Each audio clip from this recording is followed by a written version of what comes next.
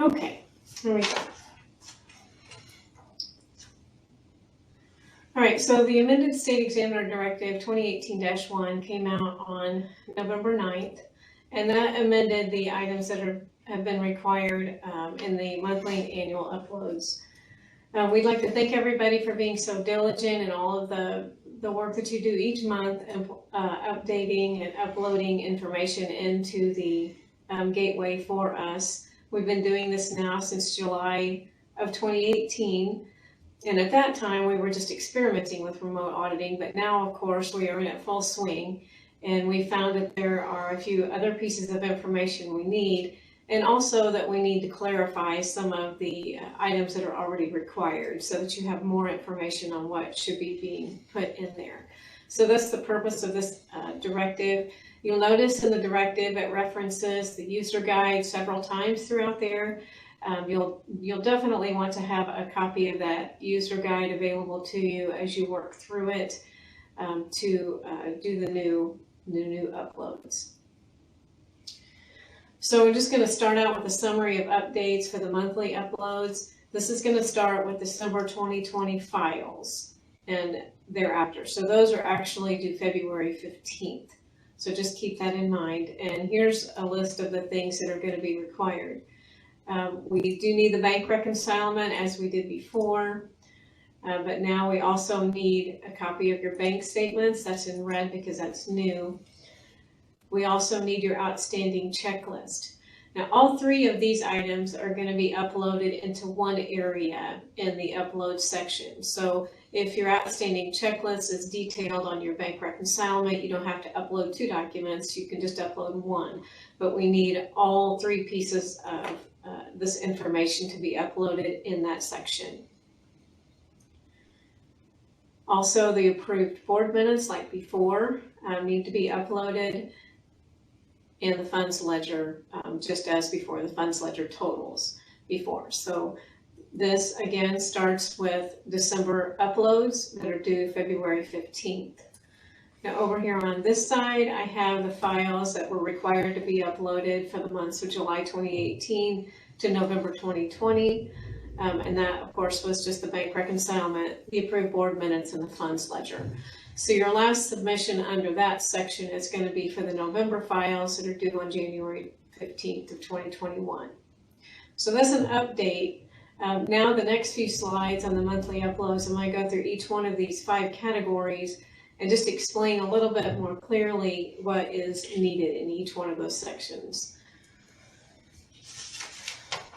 So a bank reconcilement is the document that shows that you balanced your bank statement, your bank statement balance to your ledger balance, and that's going to start out with your bank balance and plus your deposits in transit, minus your outstanding checks, and then plus or minus any other reconciling items to come to your ledger balance.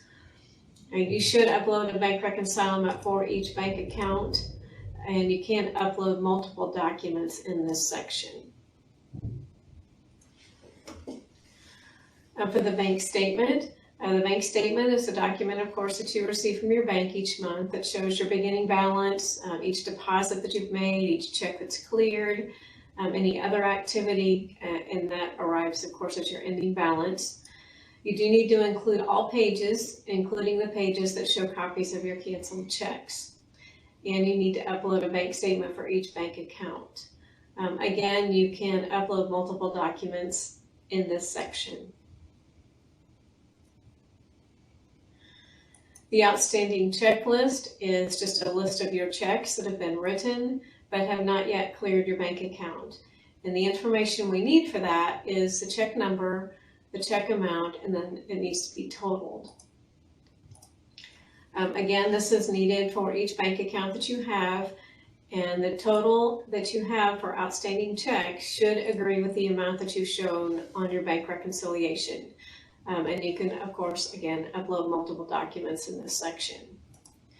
So that is all one section. The bank reconciliation, the bank statement, and the outstanding checklist will be one section in the upload process. Now, as far as approved board minutes, not really anything has changed from last time, but I thought I would go over what is expected there. Approved board minutes are required for all boards or commissions if they have a financial impact, and I'll talk about that on the next slide, what that means. If the minutes are online, you can provide a link instead of uploading the minutes. And then if the board does not meet each month, you're only going to upload the minutes for the months they do meet. And you'll upload the minutes to the month that the meeting took place, not the month that they were approved. Now, we said that we wanted board minutes from those boards that would have a financial impact. So we have some examples here of what you need to consider as to whether or not it has financial impact. And that is whether that board can approve expenditures or apply for grants. Maybe they can approve or recommend the issuance of debt, or they can receive and open sealed bids or award contracts. Maybe they can approve or sign contracts or approve change orders. Those are all examples of what we think of when we say boards that might have a financial impact on your city or town. Now over here to the right, we have some examples of boards or commissions that do have a financial impact. We know that these do. You might have others. But of course your council, the Redevelopment Commission and Economic Development Commission, your Parks Board or Board of Works, a sanitary Board of Sanitation, Sanitary Commission, Utility Service Board, if you have an aviation board or a pension board, all of those would be boards that we would need to see the minutes for.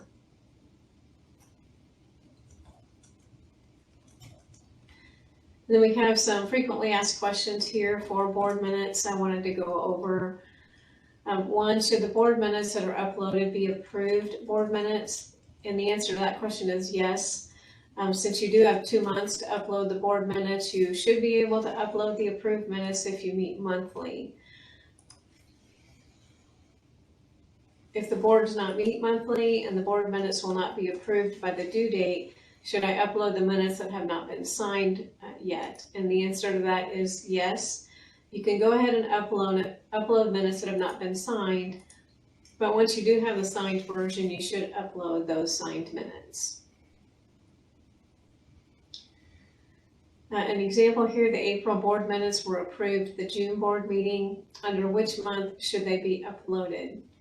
The board minutes will be uploaded under the month that the meeting took place, not when they were approved. So those will be uploaded with the April monthly uploads. And then if the council has a special meeting or an executive meeting, other than normal monthly meetings, do I upload the board minutes? The answer to that is no. It's not necessary to upload executive or special meeting minutes, but I would, you might want to go ahead if there's a special meeting and it has a financial impact, then you might want to go ahead and upload those, but it's not required. Okay, on with the monthly uploads, the Fundsledger totals. The Fundsledger is a report that shows a summary of the beginning balance, the total receipts, the total disbursements, and then the ending balance of each fund for the month.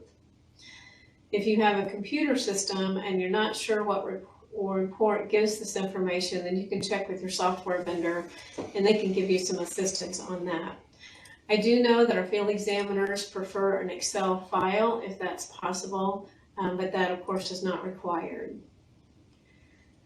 Now, if you have manual records, the Fundsledger again has that same information, beginning balance, total receipts and disbursements, and ending balance for each fund for the month. But if you have manual records, you can scan or take a photo of your manual records that include this information.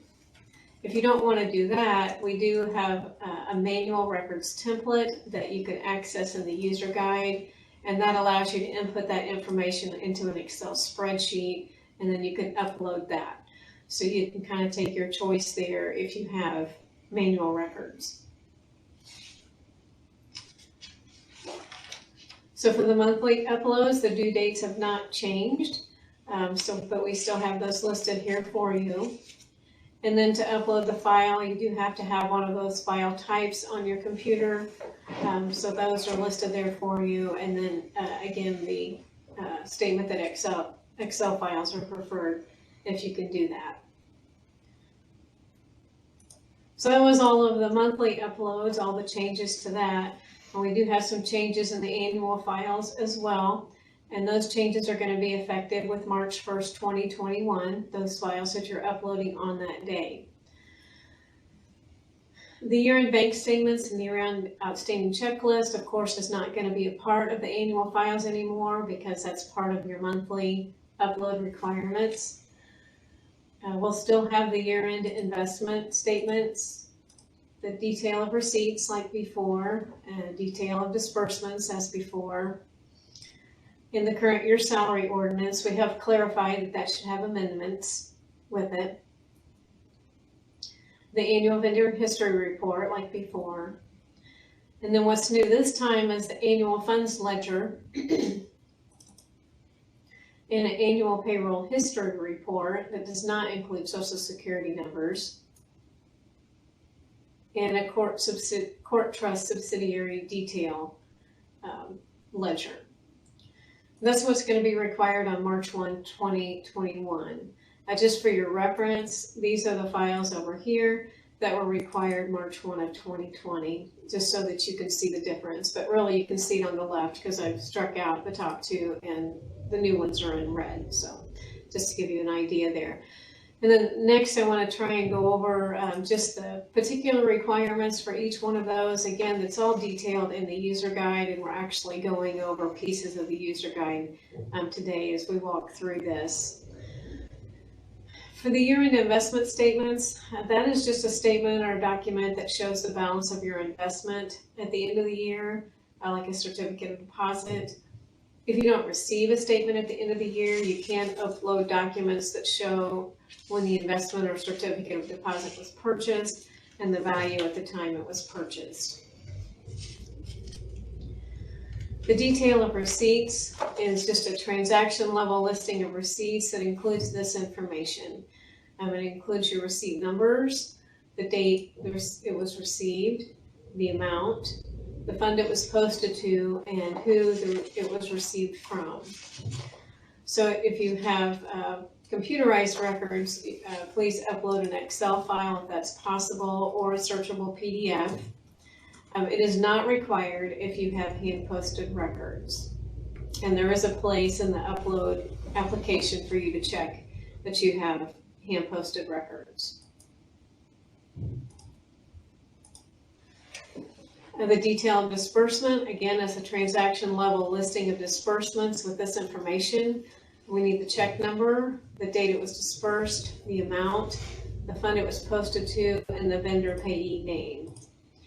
Again, please upload an Excel file or a searchable PDF. This is just going to help our field examiners to be able to get that work done more quickly.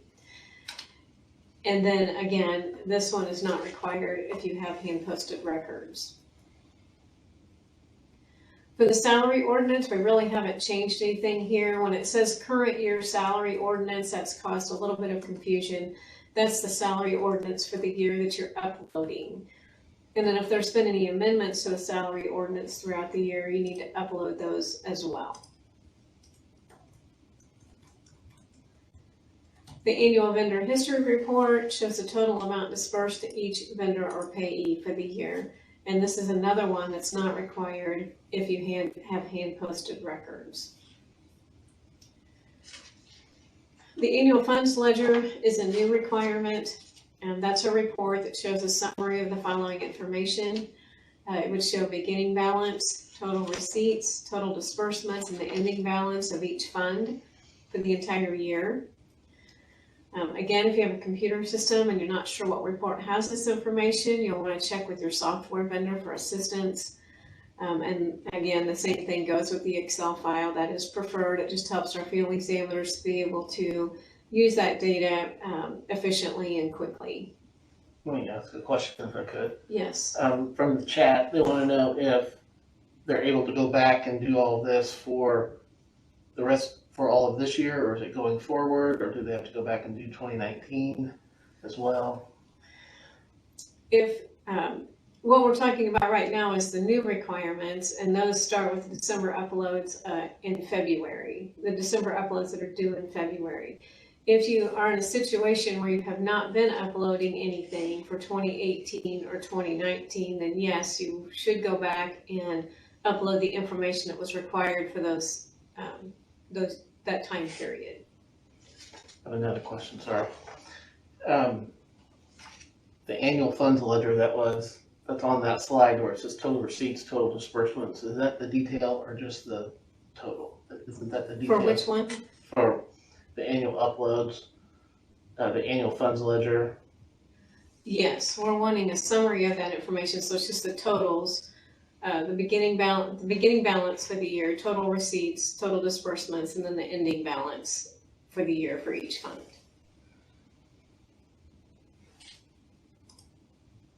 Okay, sorry. It's Fast and Furious over here. Uh-oh.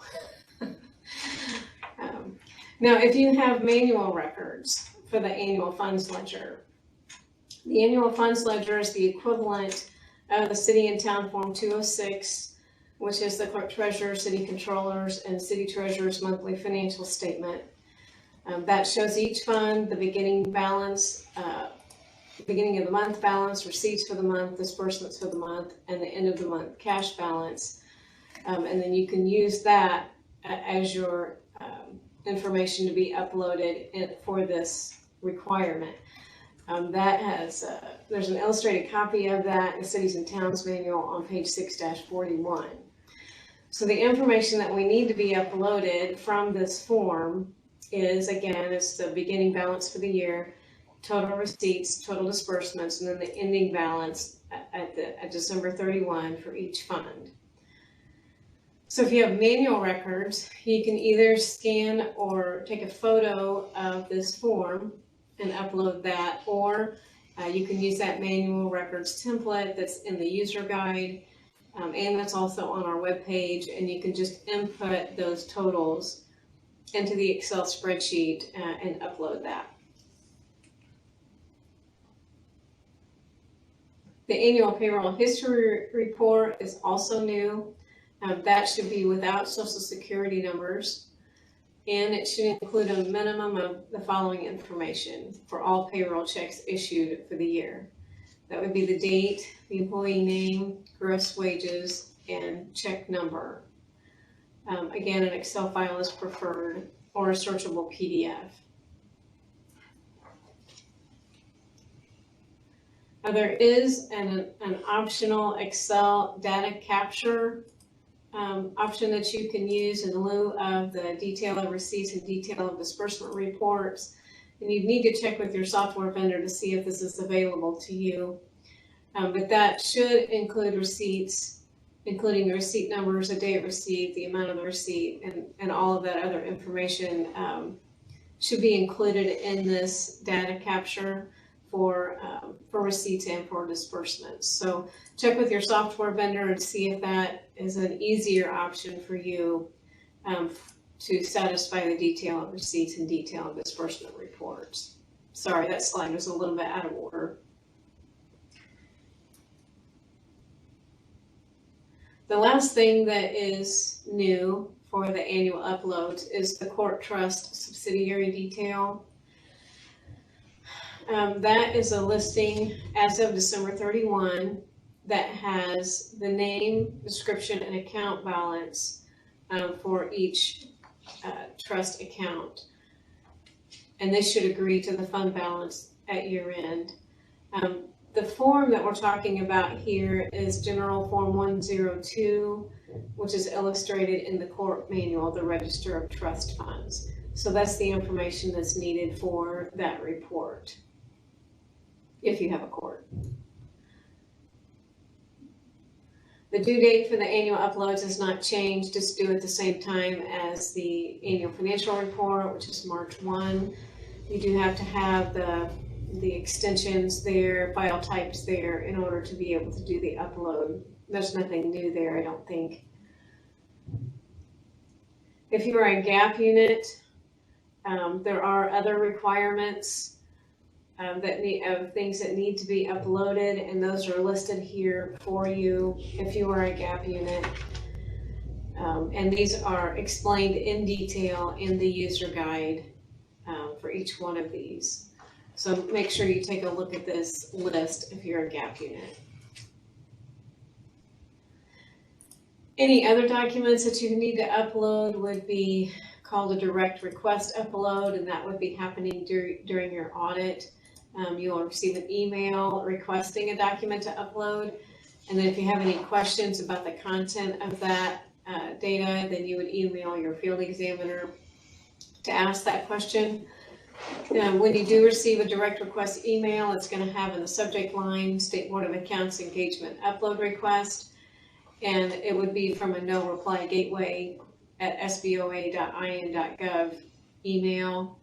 And in the regarding section, it should say State Board of Accounts Engagement Upload Request.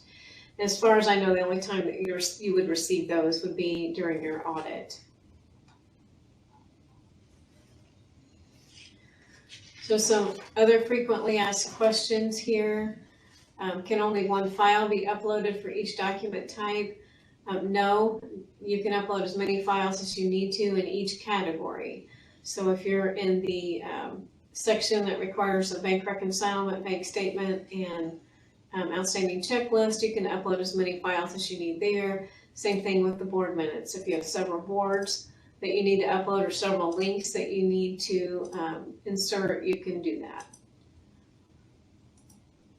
For the annual uploads, do I need to upload my bank statements and outstanding checklists?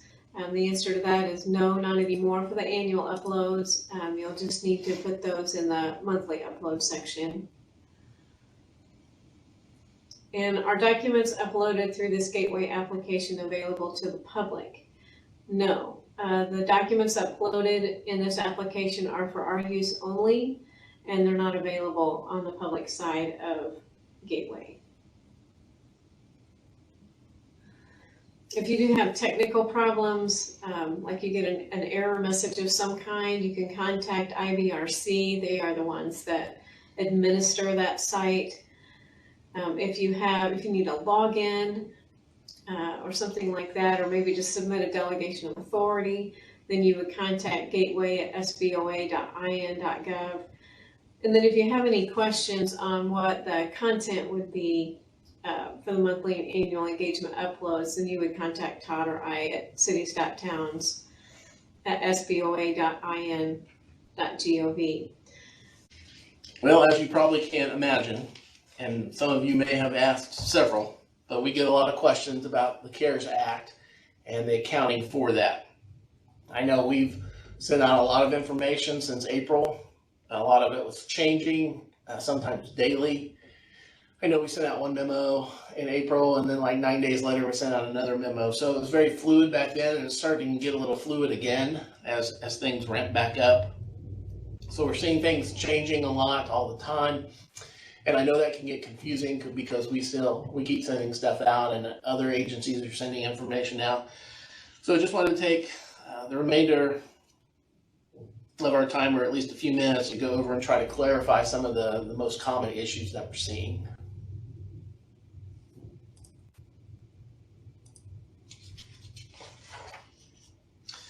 So what I'm going to cover in my portion today will be funds. Do I have to have separate funds, and what do I name them? What fund number do I end up using? When to spend reimbursements that I've received, appropriations, and some annual reporting. Then after we get through those, there's one non-CARES related item that I'm going to touch on before we turn it over to all questions. So let's take a look at the funds part. One question that we still get a lot is how many funds are needed? And the answer is you need a separate fund for each CARES grant that you get.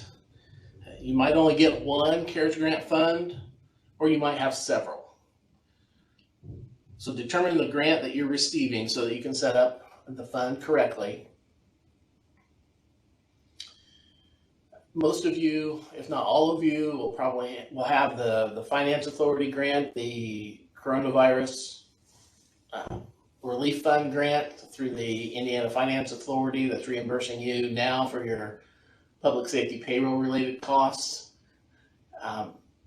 The There are other grants out there. We're going to mention a few of those in a second, but you probably all have that one, and you might have some of these others. So keep that all in mind, that you need to know what you're getting. And if you're not sure, contact the agency or the place that's giving it to you and find out. They should be able to tell you. What do I name the funds? They can't all just be CARES or COVID, and that's right.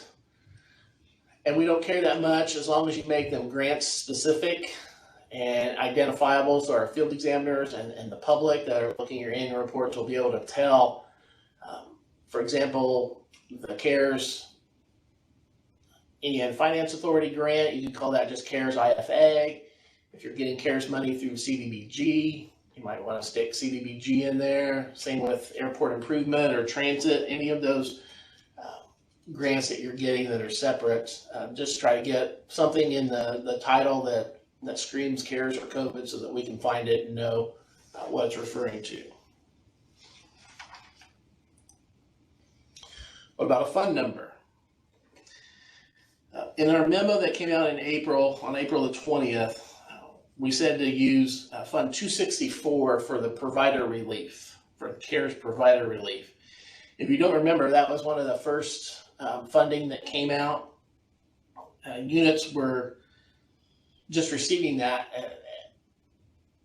and showing up in their bank statement, even if they hadn't applied for it, and it was based on if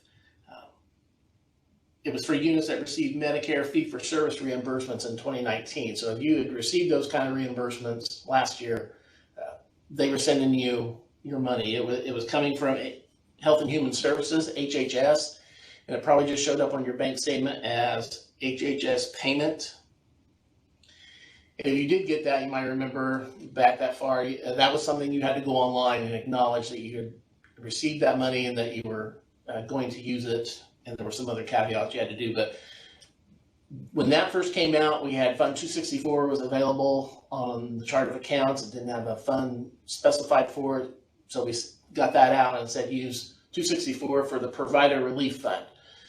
And then the other funds started coming, or the other funding started coming around, where the coronavirus relief from the Indiana Finance Authority, some of the others that we've mentioned, CDBG, airport improvements, transit, those CARES money all started coming out. So we, to give you more flexibility, we came up with a range of fund numbers to use. So those are 150 through 175. So if you've got any grants like that, so especially the Finance Authority grant for the payroll cost, that's going to be a fund number 150 through 175. Talked to somebody the other day that already was using 150 for something else, so they could use 151 all the way up to 175. If for some reason you had more than that, I don't think anybody will, but you could obviously go 176 and we wouldn't have a problem with that. But you should have enough room there to get your multiple CARES funds a proper fund number.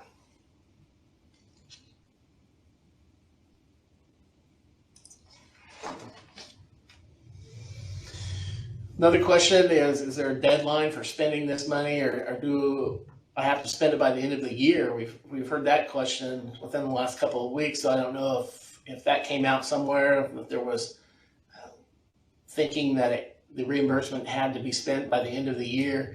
And the answer is no. We're not aware of any deadline to spend the IFA reimbursements by the end of the year. In fact, we aren't aware of any requirements to spend reimbursed money by the end of 2020. You might want to check with your grantor or your pass-through entity to determine if there's any requirement to spend that money in 2021 or beyond. There are some funds, like the airport improvement, CARES Act money, that calls for the airports can spend that money, but they have like 5 years to do it. So there are some requirements, but I don't think anything in the near future. So like I said, if you're not sure, just check with your grantor agency to see what they have.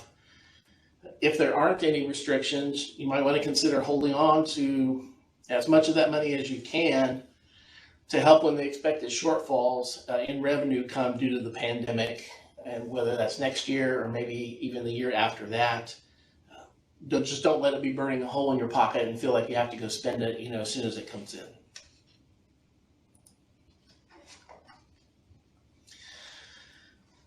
Appropriations are next. We get a lot of questions on the appropriations, and I know that can be confusing with the options that we provided on how to account for some of this.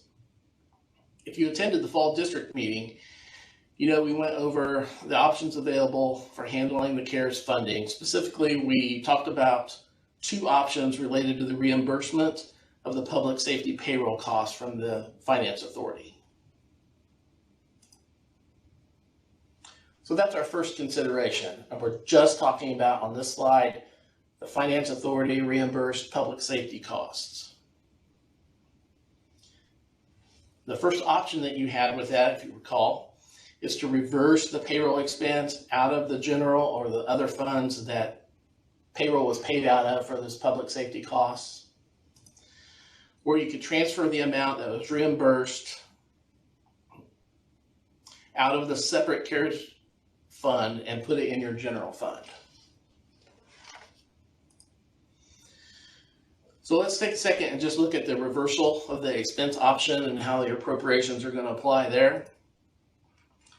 Again, if you're doing this option, you're going to reverse the expense out of the general fund or the other fund that you paid payroll out of. You're going to post those expenses to the CARES fund. And when the Finance Authority sends you the reimbursement, you're going to post it as a receipt to the CARES fund. In this case, in this example, our audit position is that an appropriation in the CARES fund is not required. And when I say it's our audit position, most of you know that that means that we aren't going to have an audit finding or an audit comment in a written report if we find during an audit that the CARES fund did not have an appropriation. And that's the CARES, IFA, Public Safety Payroll, Coronavirus Relief Fund. That's the fund we're talking about here. If it does not have an appropriation in that fund, when we're come to do an audit, we won't take exception to that. Now, council can, if they want to, approve an appropriation for that fund. There's nothing to prevent them from doing that. Just know that if that doesn't get done, we're not going to write it up as a comment in our audit reports. We think there was some confusion as to how to handle the appropriations within the CARES fund. So if you go with that reversal option, just remember that fund doesn't need an appropriation from our point of view, but certainly your council could do that if they wanted to.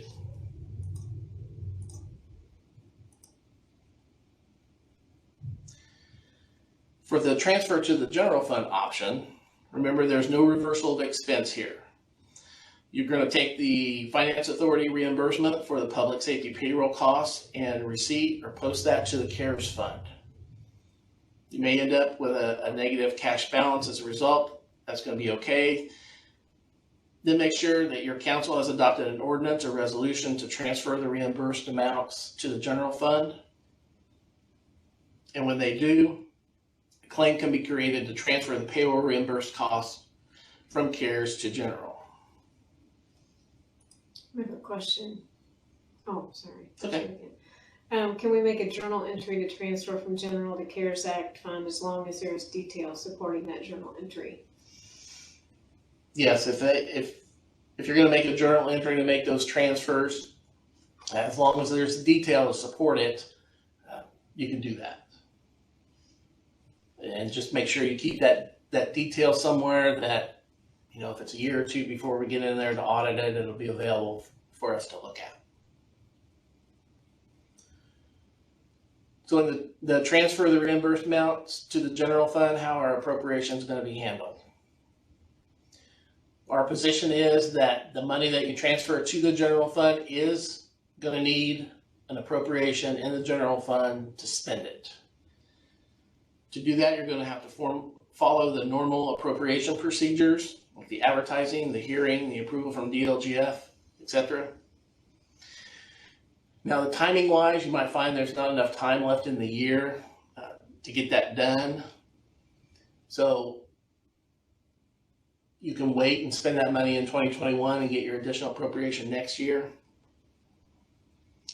But our audit position is that an appropriation is not necessary in the CARES fund to transfer the money. Again, council can if they want to, but where you need an appropriation under this method is when you, after you transfer it to the general fund, there needs to be an appropriation in the general fund. So you'll need to do an additional to spend that because it's considered new money to the general fund. I had a question yesterday about if just to make the transfer from the CARES fund to the general fund, does there need to be an appropriation in the CARES fund? Again, our position is no, it's not required from our audit perspective. Council wants to do it, they can, but we'll be looking for the additional appropriation. Once that money gets into the general fund, we'll look for that to happen.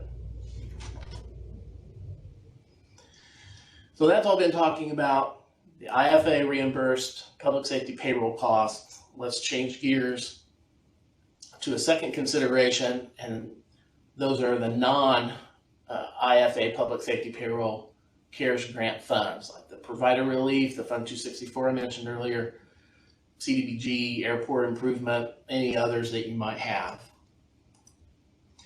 Those non-IFA CARES reimbursement grants are going to require an appropriation in their specific CARES grants fund. So in this case, our audit position is the local appropriation can be done without going through the additional appropriation procedures. For reimbursement grants in their own fund, Indiana Code 6-1.1-18-7.5 permits council to appropriate monies without going through the normal process.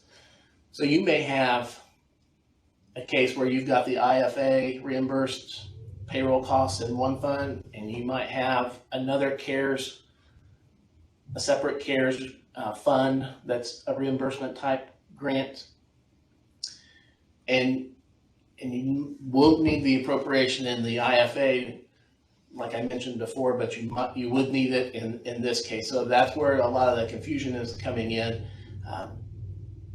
We've kind of been, toward this method, and then when IFA changed some of those requirements where you were sending in reimbursements for PPE and some of that kind of stuff, and then they said, no, let's just call all payroll for public safety, let's just consider it all related to COVID, and we're going to reimburse all of that. That's when some of it changed to the appropriations being required in there when you transfer that money to the general fund. But on these grants, on these other grants, they'll be in separate funds as well, and you will need an appropriation in those funds that can be done locally.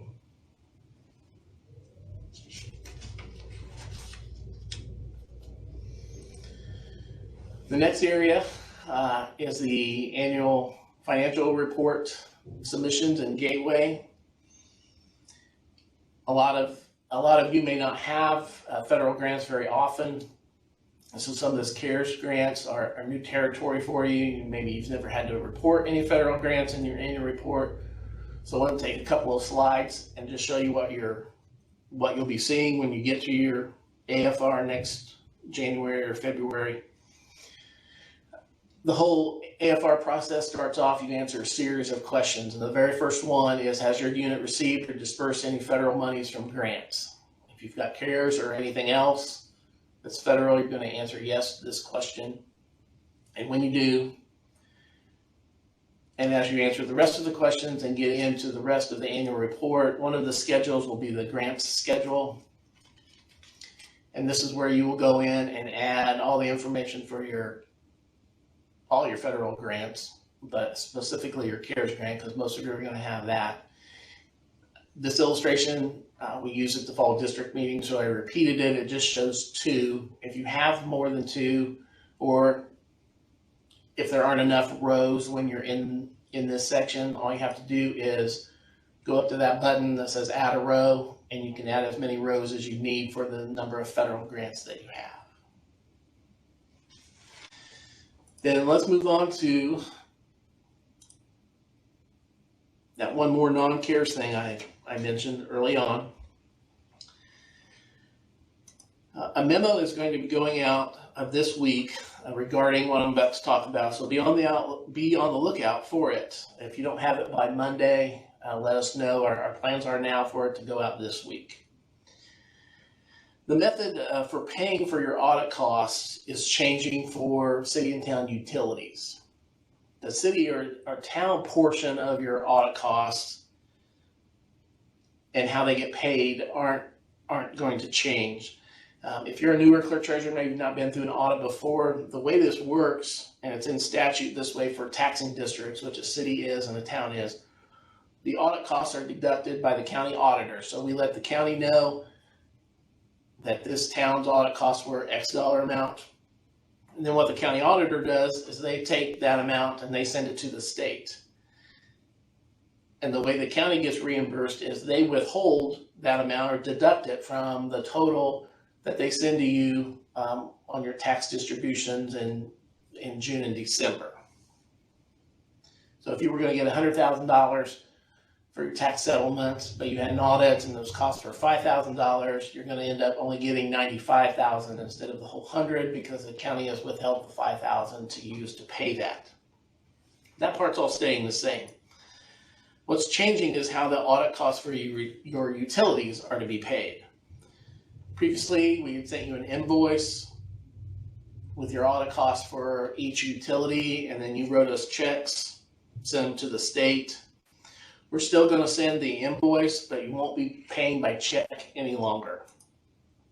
You're now going to be required to submit the utility audit cost payments via ACH. And when your utilities are invoiced, the invoice will contain the information on how and where to submit the ACH. So again, that memo that comes out later this week is going to talk about it in much more detail. And that memo is going to all political subdivisions. So it's going to talk about taxing districts and such. Just remember, for cities and towns, the impact is going to be on the cost related to your utilities because they're not taxing districts like your city or your town are right now. And that's if you're a small town, you don't have any utilities, then this won't impact you. So it's going to be for those that have utility audit costs. Instead of sending us a check, the state's now requiring an ACH.